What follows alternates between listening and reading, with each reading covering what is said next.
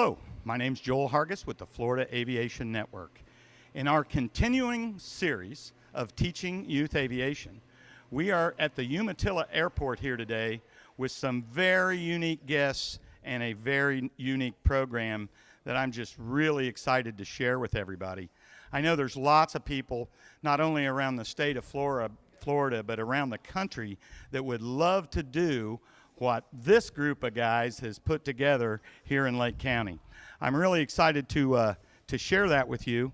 And the first person I would like to talk to is Scott Blankenship down here on the end. Scott, please introduce yourself and what you do for a living, and tell us about yourself. Well, good morning. I'm Scott Blankenship. I'm the city manager in Umatilla, Florida, and also the airport manager here at the Umatilla Municipal Airport.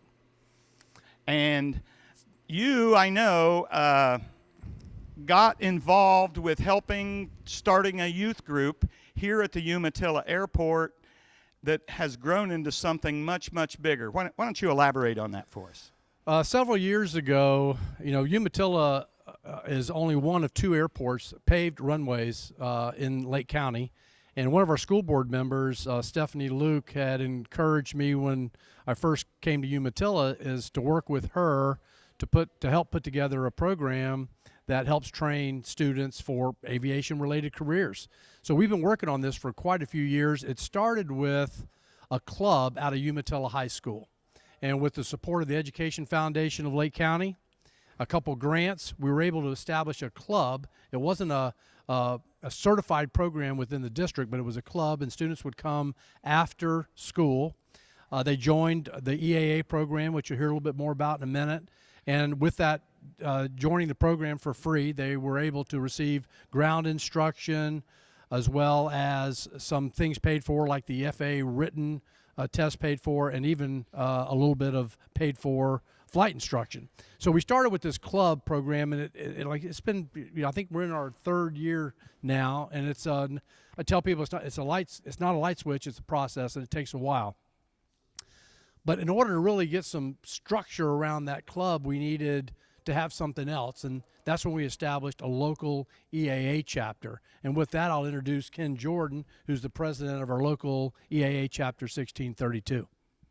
So, Ken, just explain, Scott got a hold of you for this, and why was it that you took this under your wing to develop a program out there? What's your stimulus?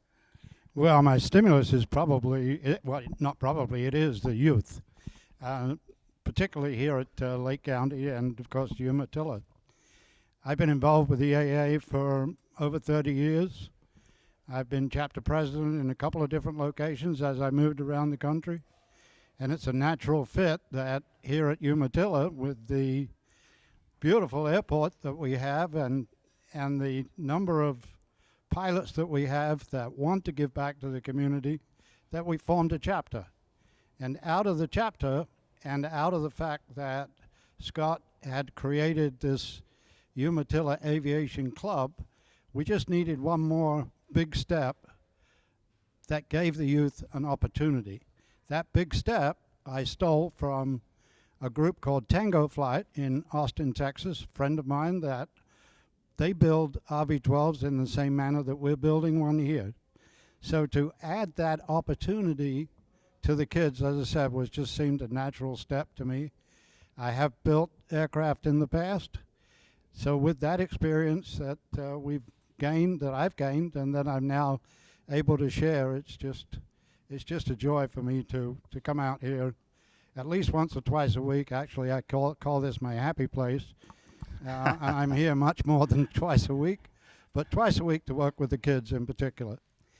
If we have a number of kids, as we've had over the past couple of years, more than we need for the actual build project, Scott, through the club, did acquire a simulator, an FAA certified flight simulator, and then our local FBO here at Umatilla also purchased a second flight simulator.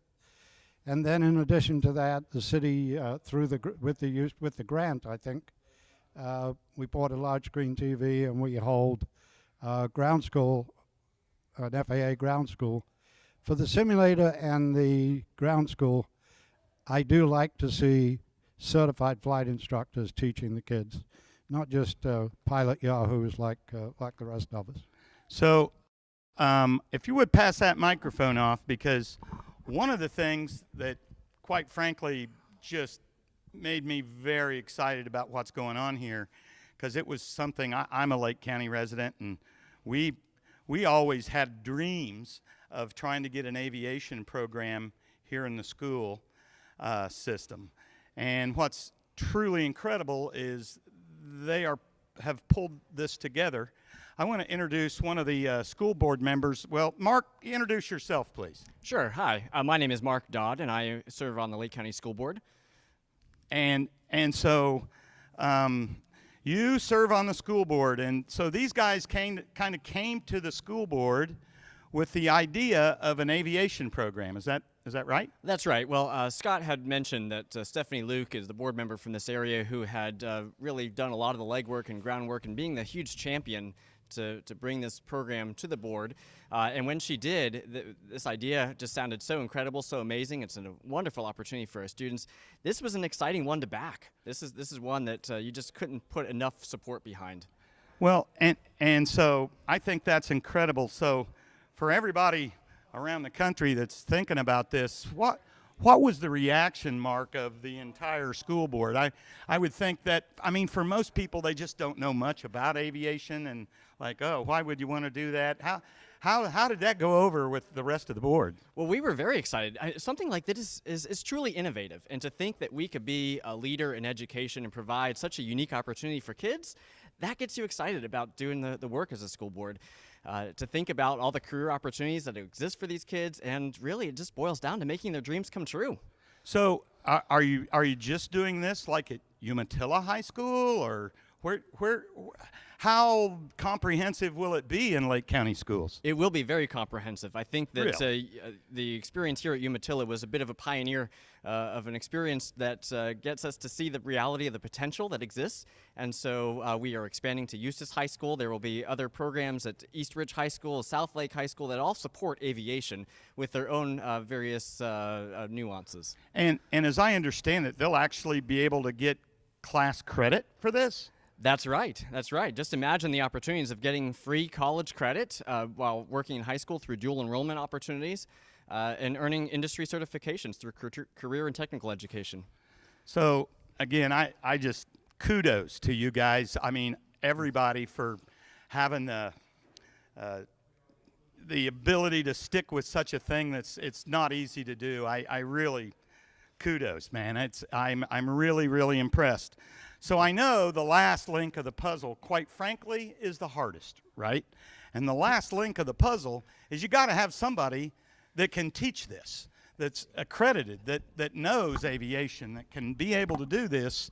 And now I'd like to introduce David Cohen. David, introduce yourself and tell us how you got involved with this and what your vision is and really the comprehensive opportunity to the kids, because it's not just pilots or mechanics, it's bigger than that, right? It is. And good morning, Joel. Thank you very much for having us out here and letting us tell this story, which I think you've heard from all of us is just a great opportunity for our kids. So I'm Dave Cohen, FAA certified flight instructor, spent about 26 years on active duty in the Air Force, flew KC-135 tankers most of my career. When I got out, I had been teaching junior ROTC at a high school in Orange County, and we had built a program to start to develop aviation, and it was in conjunction with Embry-Riddle Aeronautical University. We started with a private pilot ground school, and so as most of your viewers are aware, 2 tests required to get a private pilot's license, the first being a practical exam with an evaluator sitting next to you in the airplane, but the other is a written exam. Absolutely. And so we would prep the kids for this written exam. It was a year-long course. They got 5 college credits from Embry-Riddle, and so that was somewhere in the neighborhood of $7,000 in and of itself. In value, free. right? In value, exactly. Absolutely. And then their final exam, if you will, is they took the FAA written exam. And then were able to go actually take flight instruction. In fact, I had somewhere in the neighborhood of about 8 to 10 of my kids who, when they walked across the stage to get their high school diplomas, had their private pilot certificates in their pocket. Nice. That is incredible.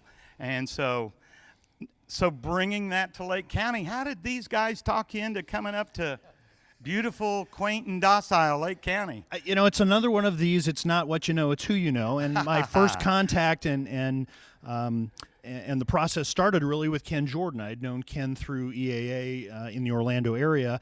Ken introduced me to Scott, and Scott said, we'd like to come out to your school and take a look at your program.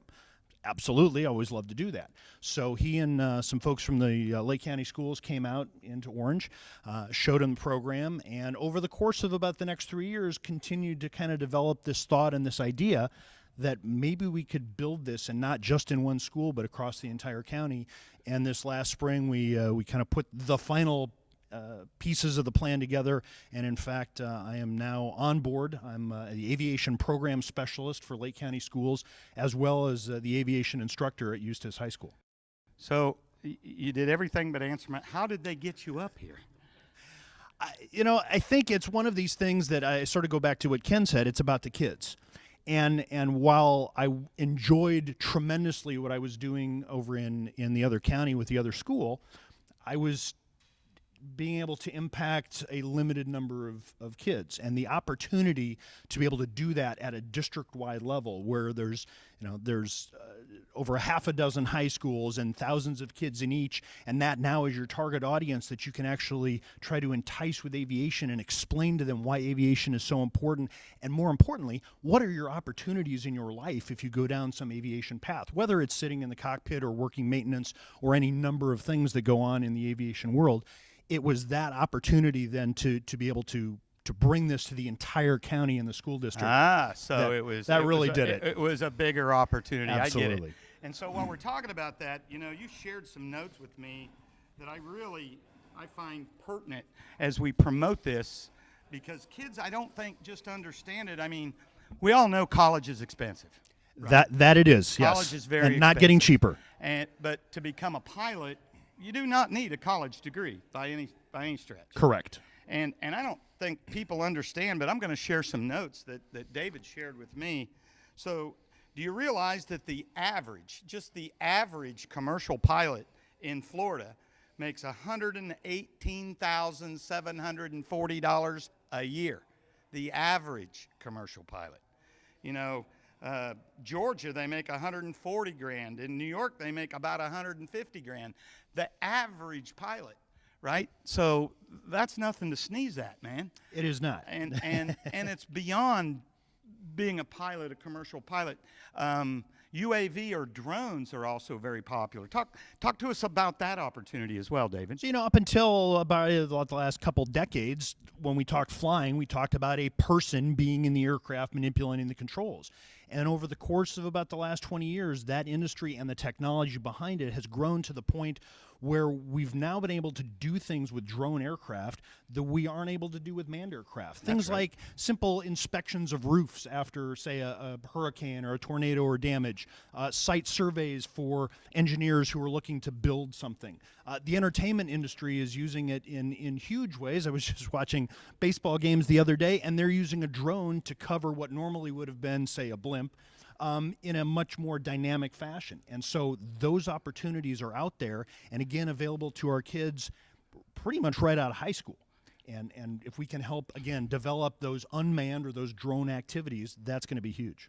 It will be. And so we talked a little bit about the income, and I want to put this out there for kids that might be interested, and certainly their parents that are trying to steer their kids in the right career. So, you hear about the money, but the opportunity is what I really want you to talk about, because right now, how bad does the Air Force need pilots as a ex-Air Force pilot? Yeah, so the interesting thing is that the expectation was when COVID hit and the industry numbers started going down and people weren't flying, there were furloughs, that there was going to be this glut of pilots. And what I think we were finding on the civilian and military side, that was a blip. That's really not going to be the case long term. Right. The Air Force at the moment is somewhere around 1,900 to 2,000 pilots short, primarily in fighter cockpits, of all places, and are working desperately to figure out how to increase the flow and the speed by which they get pilots through their pipeline. And so the ability to do that on the military side also then influences what's going on the commercial side. You know, Boeing does a study every year, and this last time they did it, it was October of 20, so there was COVID numbers influence there. Somewhere around 200,000 cockpits are going to be open between now and 2039 in the North America alone. Say that again? Yep. 200,000 open cockpits in North America alone between now and 2039. So in the next 20 years. Correct. So if you're an aspiring 15-year-old to college student at this point, or thinking about going to college, that's right in your timeline.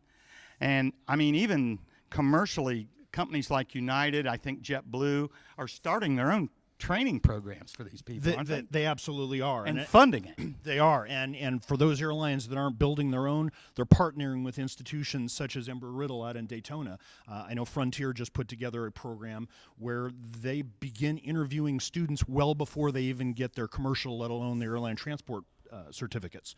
And it's that desire to think ahead and think forward for these airlines that is going to be critical for them to be able to accomplish what they need to do and put more airplanes in the sky, more passengers, and of course then the revenue. Yeah, if you haven't seen the news lately, people are flying again. I mean, everybody's traveling, everybody's tired of being pent up at home, and the airlines are slammed right now. They are. And so the demand for pilots is huge, and it's not only pilots. It's aircraft mechanics, ultimately ATC, avionics technicians, and those are all very good paying jobs. And so you know, if you don't want to be a pilot, there's still a ton of opportunity in aviation, isn't there? There absolutely is, because for every airplane in the sky, there's tons of people, probably hundreds of people literally behind the scenes, as well as the dollars and the equipment to make that flight happen. So you don't see the maintenance activity. You see the flight attendants in the cabin, but you don't see the air traffic controllers, or how about all the baggage folks and the service people at the airports. All of that has to go into making that flight get off the ground and it looks seamless to the passenger, but those are jobs behind it, and therefore there's money for our graduates of these programs. And that's what's unique about what you guys are doing here in Umatilla, because you've got an RV-12 back there that the kids are putting together. You actually get and I know, Ken, you make them put it together, don't you? You don't do the work for them. You make them do the work, so they get some mechanical skills. Absolutely. When they first came to us, we tried to teach them the difference between a pair of pliers and a screwdriver.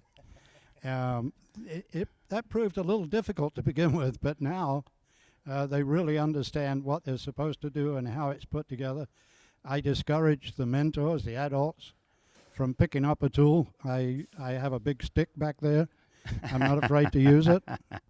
And the kids do 99% of the work. Excellent. Go ahead and hand that mic back to Scott. I got to tell you, just from my experience trying to get a program like this put together, what you have done here is nothing short of remarkable. And I mean, I thank you for the brainchild and then having, reaching out and following through, right? And then Marc, gosh, the fact that the school board is on board and excited about it, doing something out of the box, right? Because you're doing something cool here in Lake County that, quite frankly, most places don't do.